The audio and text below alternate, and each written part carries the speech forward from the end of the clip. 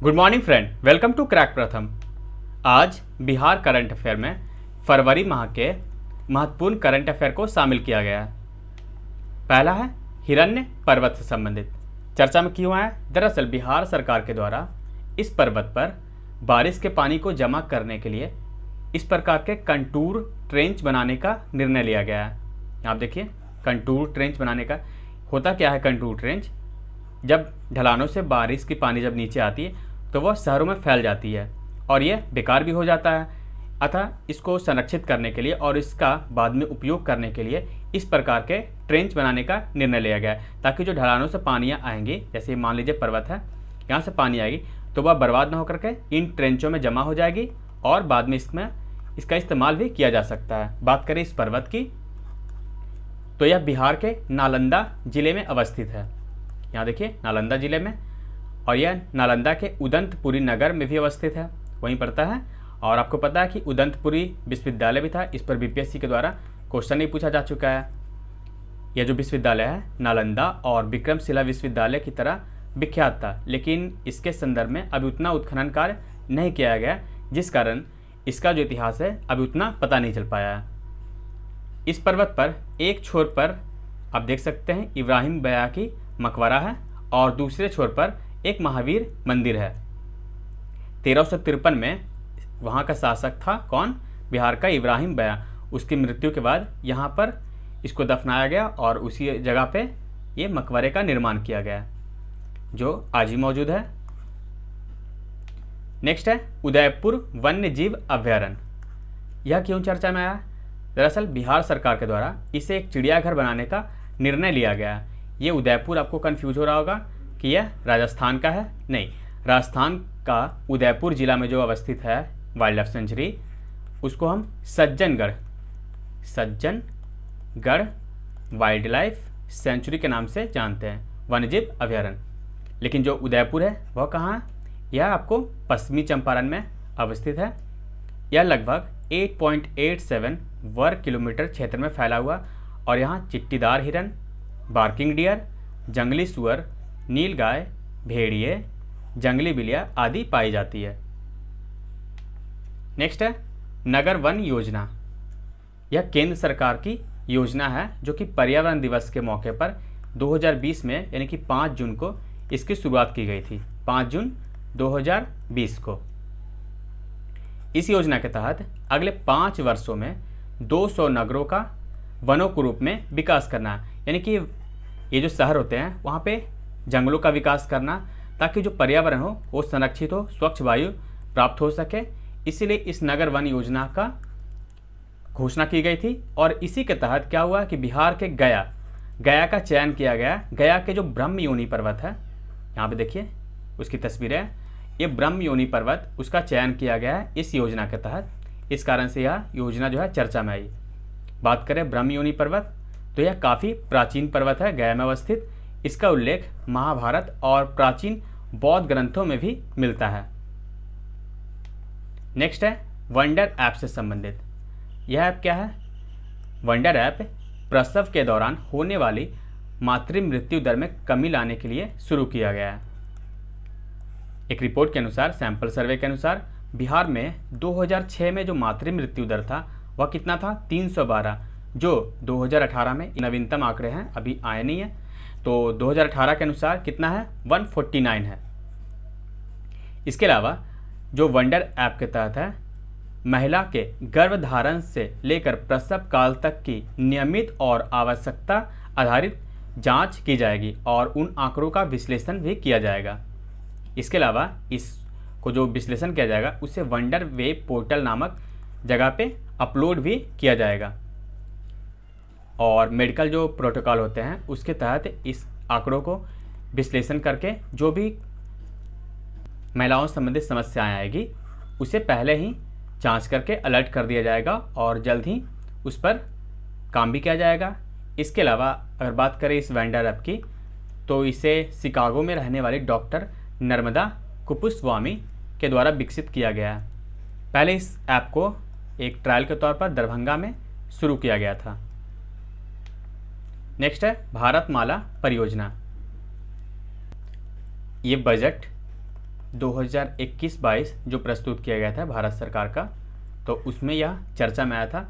इसमें बिहार जो होता है, बिहार के लिए 700 किलोमीटर से अधिक 6 सड़कों का निर्माण करने की घोषणा की गई है इस योजना के तहत। भारतमाला परियोजना, भारतमाला परियोजना क्या है, इस पर इसी बार बीपीएससी के द्वारा प्रश्न पूछा गया था ना।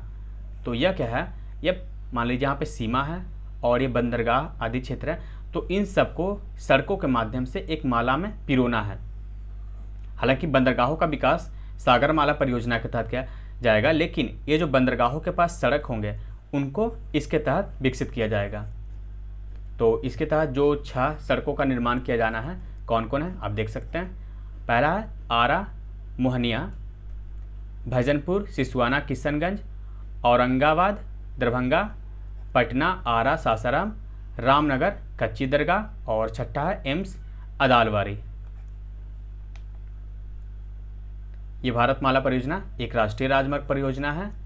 इसके तहत नए राजमार्ग के अलावा उन परियोजनाओं को भी पूरा किया जाएगा जो अब तक अधूरे हैं। इसमें सीमा और अंतर्राष्ट्रीय संयुक्तता वाले विकास परियोजनाओं को भी शामिल किया जाएगा। आपको बताया जैसा कि बंदरगाहों, सड़क, राष्ट्रीय गलियारों को ज़्यादा बेहतर बनाना और राष्ट्रीय गलियारों को विकसित करना भी इस परियोजना में शामिल किया गया है। इसके अलावा पिछड़े इलाकों, धार्मिक और पर्यटन स्थल को जोड़ने वाले राष्ट्रीय राजमार्ग भी बनाए जाएंगे। उल्लेखनीय है 4 धाम जो बनाया जा रहा है, केदारनाथ, बद्रीनाथ, यमुनोत्री और गंगोत्री के बीच जो सड़क बनाए जाएंगे इसी योजना के तहत बनाए जा रहे हैं। बजट 2021 में जो बिहार के लिए दिया गया है उसे हम देखते हैं। बिहार के लिए जो रेल यात्री है उनको पटना से बनारस और गुवाहाटी के लिए हाई स्पीड ट्रेन देने की बात की गई, यानी कि पटना से वाराणसी और गुवाहाटी के बीच क्या चलाई जाएगी, हाई स्पीड। मान लीजिए वाराणसी और गुवाहाटी के बीच, तो पटना तो होकर ही गुजरेगी ना, तो एक हाई स्पीड ट्रेन बनाई जाएगी। दूसरा है जो बिहार का स्मार्ट इलेक्ट्रिसिटी प्रीपेड मीटर है उसे पूरे देश में लागू किया जाएगा, तो यह बिहार के लिए भी काफ़ी अच्छी बात है।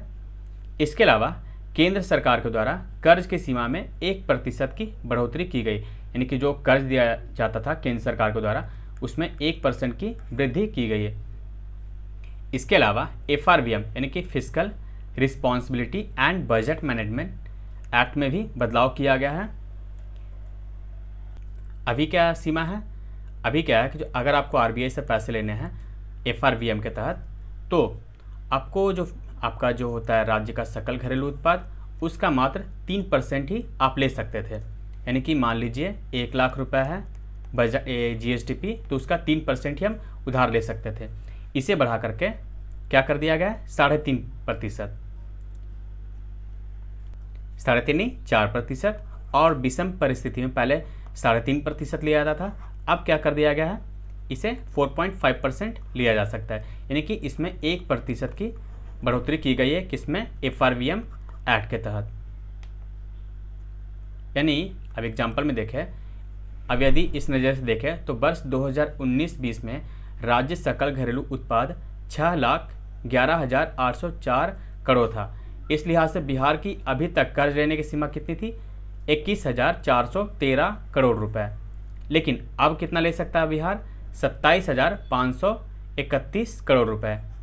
इसीलिए ये जो पैसे बढ़ गए हैं, तो बिहार सरकार के द्वारा उसमें घोषणा की गई, तो इस पैसे का इस्तेमाल कहाँ किया जाएगा, ये जो 7 निश्चय प्रोग्राम है ना, उसके पार्ट 2 जो शुरू किए गए इसे हम देखेंगे अभी, उसमें इस्तेमाल किया जाएगा। यहाँ आप देख सकते हैं 7 निश्चय योजना पार्ट 2। इसमें सबसे पहले जो प्राथमिकता दी गई है किसको, युवाओं को दी गई है। इसके अंतर्गत पिछले 5 सालों से युवाओं के लिए जो भी कार्यक्रम चल रहे थे उसे अगले 5 साल भी जारी रखने का निर्णय लिया गया है। इसके तहत बिहार में प्रत्येक ITI और पॉलिटेक्निक संस्थानों में प्रशिक्षण की गुणवत्ता बढ़ाने के लिए उच्च स्तरीय सेंटर फॉर एक्सीलेंस बनाने की भी घोषणा की गई है, सेंटर ऑफ एक्सीलेंस। इसके अलावा दूसरा जो है, महिलाओं में उद्यमिता को बढ़ाने के लिए विशेष योजना एक लाई जाएगी। इसमें उनके द्वारा लगाए जा रहे उद्यमों में, यानी कि जो उद्योग छोटे बड़े स्थापित करेंगे, तो उसमें 50% अथवा उससे ये जो 5 लाख है जो भी हो उसमें दिया जाएगा किनको, महिलाओं को। नेक्स्ट है अगले 5 साल में हर खेत तक पानी पहुंचाया जाएगा ताकि सिंचाई बेहतर उपलब्ध हो। चौथा है स्वच्छ और समृद्ध गांव का लक्ष्य। यहाँ पर सभी गांव में सोलर स्ट्रीट लाइट तथा पिछले 5 सालों में हर घर नल का जल योजना को भी आगे जारी रखा जाएगा। इसके अलावा है स्वच्छ शहर विकसित शहर योजना। इसके अंतर्गत वृद्ध जनों के लिए आश्रय स्थल, शहरी गरीबों के लिए बहुमंजिला रहने की जगह, सभी शहरों एवं महत्वपूर्ण नदी घाटों पर विद्युत शवदाह सहित मोक्षधाम का निर्माण शामिल है। छठा है सुलभ संपर्कता का लक्ष्य। इसके तहत ग्रामीण सड़कों की संपर्कता और शहरी क्षेत्रों में आवश्यकता अनुसार बाईपास और फ्लाईओवर का निर्माण किया जाना है। और अंत में है सभी के लिए अतिरिक्त स्वास्थ्य सुविधा प्रदान करने की योजना। इस विजन डॉक्यूमेंट में गांव-गांव तक लोगों के लिए स्वास्थ्य सुविधाओं को बेहतर बनाना और बेहतर पशु स्वास्थ्य प्रबंधन के लिए आधारभूत व्यवस्था के निर्माण में योजना बनाना है। आप यहाँ देख सकते हैं ये जो पार्ट 1 था 2015 से लाया गया था और पार्ट 2 2020 से। इसमें पहला था, इस पर बीपीएससी के द्वारा प्रश्न पूछा गया था, इस पर कौन सा इसमें भाग शामिल है। तो आप देख सकते हैं पहला है आर्थिक हल युवाओं को बल, ये 2015 की बात कर रहे हैं। अब इसे और विस्तार देकर क्या कर दिया गया, युवा शक्ति बिहार की प्रगति, यानी युवाओं को शक्ति देना ताकि बिहार प्रगति कर सके। जो 2015 में किया गया था सुरक्षित रोजगार महिलाओं को अधिकार, अब इसे बढ़ा करके सशक्त, यानी कि सुरक्षित रोजगार तो नहीं, अब सशक्त भी महिलाओं को करना है और सक्षम महिला। नेक्स्ट है हर घर बिजली लगातार, और अब उसे बढ़ा करके हर खेत को सिंचाई के लिए पानी, हर घर नल का जल, उसके बाद स्वच्छ गांव समृद्ध गांव। इसी प्रकार घर तक पक्की गली नाली, अब उसे बढ़ाकर स्वच्छ शहर विकसित शहर कर दिया गया है। इसके अलावा जो छठा था शौचालय निर्माण, घर का सम्मान, तो इसे बढ़ा करके सुलभ संपर्कता वगैरह शामिल किया गया है। और सबसे अंत में अवसर बढ़े आगे बढ़े, और इसी के तहत ये तो आप इसमें भी शामिल कर सकते हैं, तो सबके लिए स्वास्थ्य सुविधा। नेक्स्ट है विधानसभा के 100 साल के होने से संबंध, यानी कि 7 फरवरी 2021 को हमारा विधानसभा कितने साल का हो जाएगा, 100 साल का हो जाएगा। इसकी स्थापना कब की गई थी, आप देख सकते हैं इसका उद्घाटन 7 फरवरी 1921 को की गई थी। उस समय बिहार और उड़ीसा जो है दोनों का इसमें बैठक होता था। बात करें वो तो 1921 की। इसके अलावा बिहार विधानसभा 1937 में आई। क्यों, 1935 के तहत जब 1936 में उड़ीसा अलग हो गया तो यह पूर्ण रूप से बिहार के लिए ही बच गया। तो उस विधानसभा में 152 सदस्यों की संख्या थी। इसके बाद आज़ादी के बाद बिहार में पहला आम चुनाव होता है 1952 में, और उस समय श्री कृष्ण सिंह सदन के पहले नेता और मुख्यमंत्री भी बनते हैं। इसके अलावा अनुग्रह नारायण सिंह विधानसभा के पहले उपनेता यानी कि डिप्टी लीडर ऑफ असेंबली चुने जाते हैं, और वो राज्य के पहले उप मुख्यमंत्री भी बनाए गए थे। लेकिन बात करें बिहार विधानसभा के अध्यक्ष की, तो वो कौन थे, बिंदेश्वरी प्रसाद, जिन्हें बिंदा बाबू के नाम से भी जाना जाता है।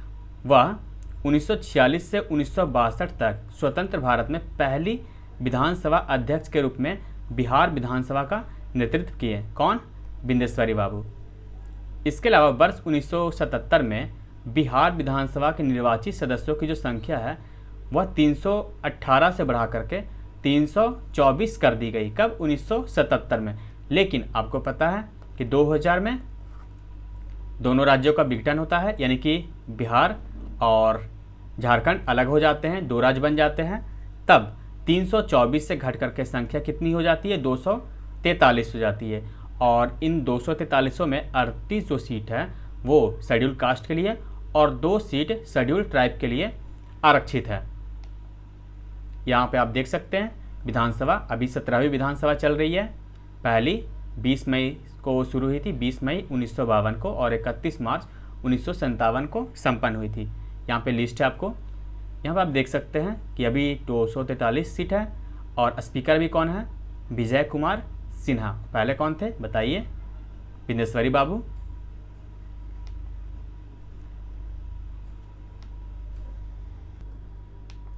नेक्स्ट है डॉक्टर D.N. झा से संबंधित न्यूज। इनका निधन हो गया है। आपको इन किताबों के बारे में तो पता ही है, इनके द्वारा ही रचित किताबें हैं। द्विजेंद्र नारायण झा प्राचीन और मध्यकालीन भारत के एक भारतीय इतिहासकार थे।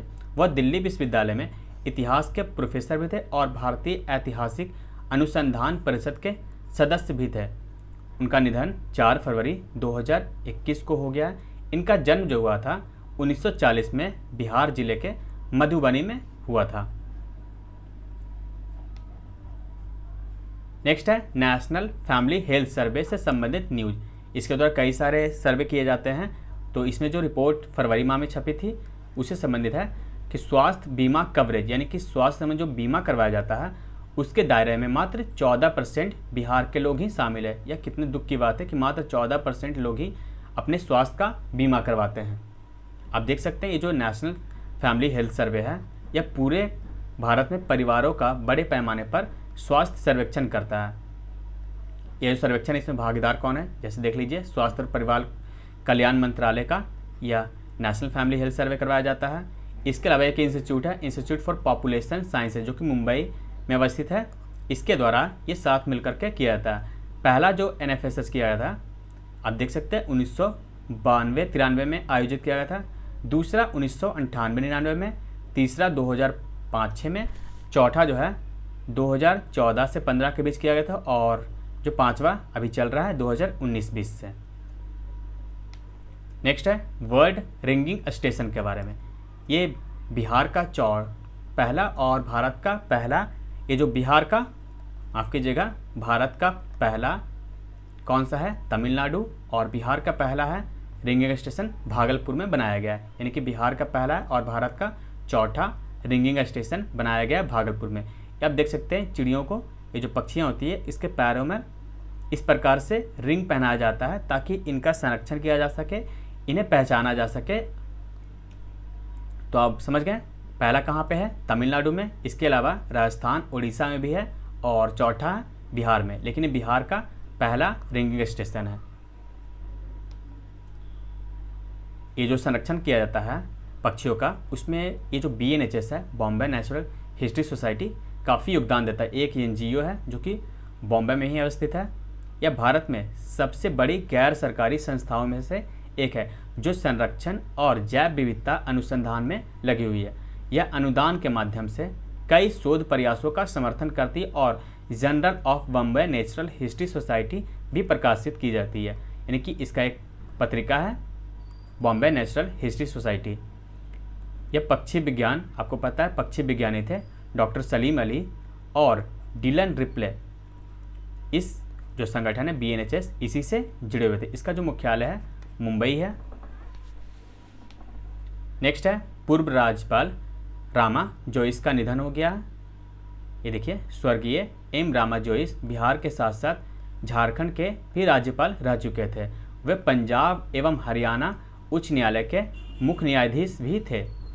इन्होंने M.R. जोइस ने 12 जून 2003 से 31 अक्टूबर 2004 तक बिहार के राज्यपाल के रूप में भी कार्य किया।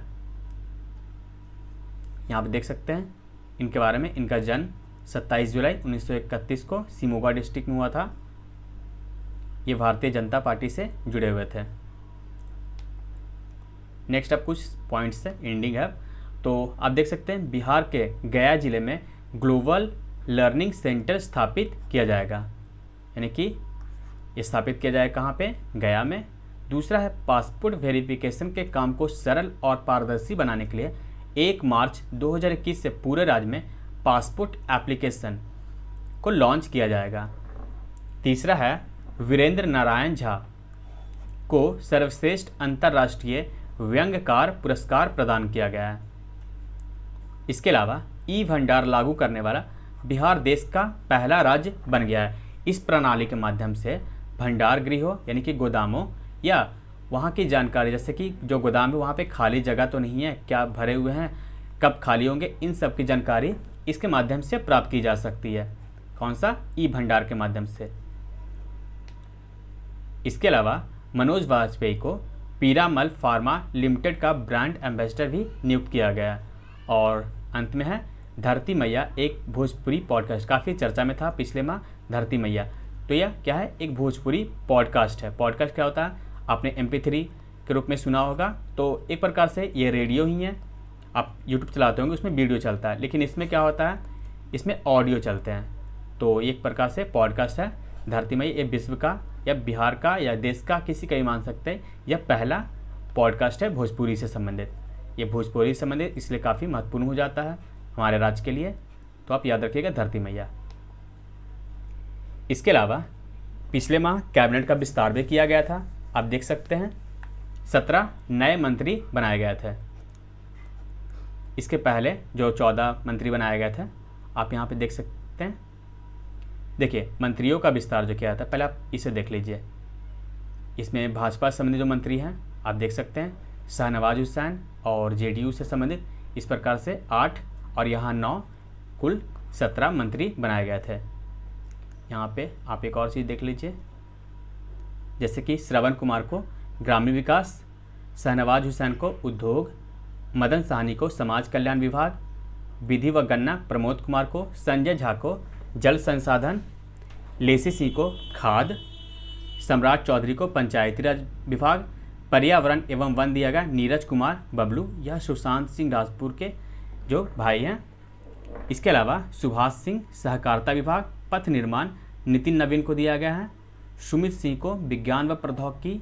इसी प्रकार से आप लिस्ट को देख सकते हैं, यहाँ पे लिस्ट है आपके सामने।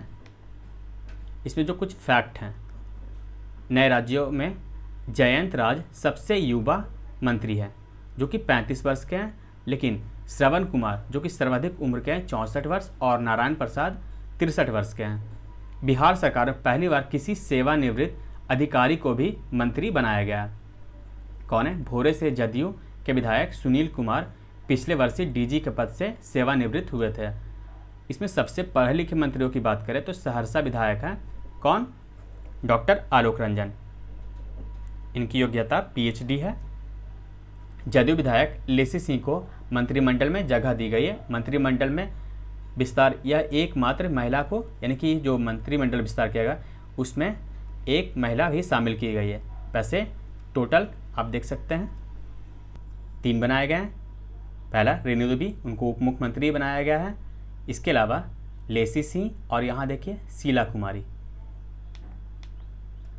इसके अलावा कैबिनेट विस्तार के साथ ही राज्य में मुख्यमंत्री नीतीश कुमार के साथ 31 सदस्य हो गए हैं, लेकिन होनी कितनी चाहिए, 36। ये 36 कैसे होता है, अब देखिए 2003 में 51वां संविधान संशोधन पारित किया गया था। कौन सा, 91वां। तो इसके तहत क्या किया गया था कि केंद्र में और राज्य में मंत्रियों की सदस्यता संबंधित एक नियम बनाया गया था। उसमें क्या कहा गया था कि जो केंद्र है, यानी कि केंद्र, इसमें मंत्रियों की अधिकतम जो संख्या होगी वह कितनी होगी, 15%। यहाँ देखिए 15%, और विधानसभा में होगी कितनी होगी, 15%। लेकिन इसके लिए न्यूनतम संख्या, यानी केंद्र के लिए कोई न्यूनतम संख्या नहीं बनाएगी, लेकिन राज्यों के लिए न्यूनतम संख्या 12, यानी कि राज्यों में 12 से कम मंत्री नहीं होंगे, जबकि केंद्र के लिए न्यूनतम कोई संख्या नहीं है। तो इसी के तहत ये जो 243 है, इसका 15% कितना हो जाएगा, 36। तो इसलिए ये जो मंत्री बनाए जाते हैं 36 मंत्री बनाए जा सकते हैं बिहार में, और न्यूनतम 12 मंत्री, इससे कम नहीं बनाए जा सकते हैं। जबकि केंद्र के लिए ऐसा कोई नियम नहीं, अधिकतम की तो सीमा है, लेकिन न्यूनतम के सीमा केंद्र में नहीं है।